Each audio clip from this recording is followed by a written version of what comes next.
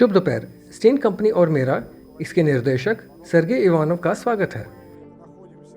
आज हम आउटडोर तुला कार्टिंग ट्रैक पर हैं और कार्टिंग का परीक्षण जारी रख रहे हैं।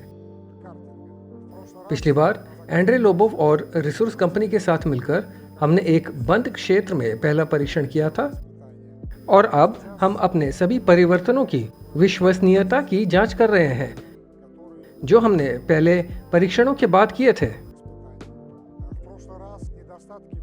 पिछली बार कमियां इंजन माउंटिंग में थी और तथ्य यह था कि बेल्ट ड्राइव पावर संचारित नहीं कर पा रहा था। दांत फंस रहे थे और हम इंजन के चैसिस तक सारी शक्ति स्थानांतरित नहीं कर सके।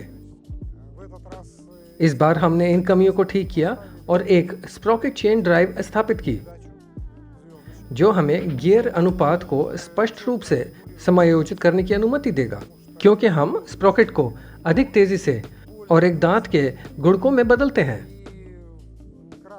हमने इंजन माउंट को पेशेवर माउंट से बदल दिया, यानी अब हमारे पास स्पष्ट समायोजन है और चेन तनाव पूरी तरह से किया जाता है। पिछले परीक्षणों में हमारा गियर अनुपात लगभग 3.5 था और इसने कार्ट को सीधे खंडों पर गति करने की अनुमति नहीं दी, या ठीक है, अधिकतम गति में तेजी लाने की अनुमति नहीं दी। सभी पायलटों और मैकेनिकों ने नोट किया कि यह माउंट एकदम सही है। तारों का संरेखण 1 मिलीमीटर तक पूरी तरह से बनाए रखा जाता है। किसी भी भार के तहत कोई वृत्ति नहीं होती है।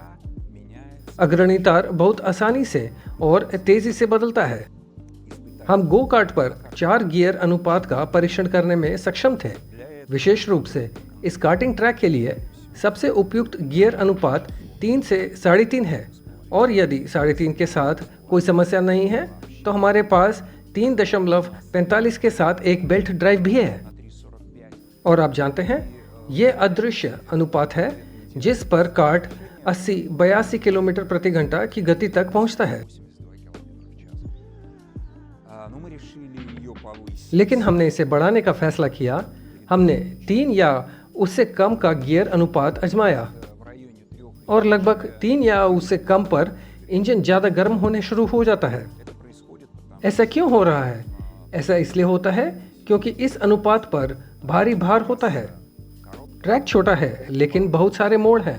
कोनों से बाहर निकलते समय आप गति बढ़ाते रहते हैं। मोड़ने से पहले आप ब्रेक लगाते हैं और इंजन ज़्यादा गर्म होने लगता है। मुझे लगता है कि हम इस कार्य का सामना कर सकते हैं। इंजन को हवा के विपरीत प्रवाह द्वारा हवादार किया जाएगा। हमारे पास पहले से ही ऐसा अनुभव है। हमने इसे अपनी गतिविधियों की शुरुआत में ही स्लेज पर चलाया था। हमारा DA90 इंजन ज़्यादा गर्म हो गया और जब हमने स्लेज की गति से अतिरिक्त वायु प्रवाह जोड़ा तो हमारा इंजन कभी भी किसी भी भार के तहत ज़्यादा गर्म नहीं हुआ। इन परीक्षणों के दौरान स्पोर्ट्स टायर लगाए गए,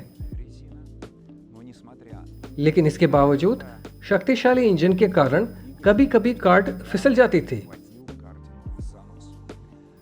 और एक दौड़ में गंभीर अधिभार के परिणाम स्वरूप हमारी छड़ें टूट गई,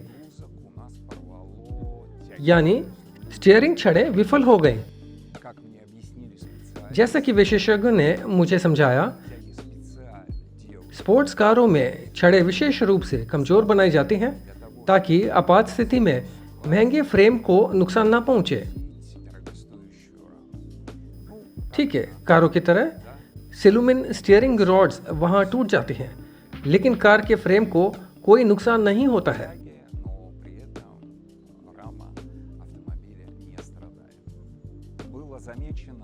ये देखा गया कि गैस पैडल हमेशा स्पष्ट रूप से काम नहीं करता है। ये नया एक्सेलरेटर डिवाइस है जिसे हमने बनाया है। ये अभी तक पूरी तरह से विकसित नहीं हुआ है। ठीक है, या तो हम पुराने बॉश संस्करण पर लौटेंगे या हम इसे अंतिम रूप देंगे। हम देखेंगे। हम कमियों को इतनी सावधानी से क्यों दूर करते हैं?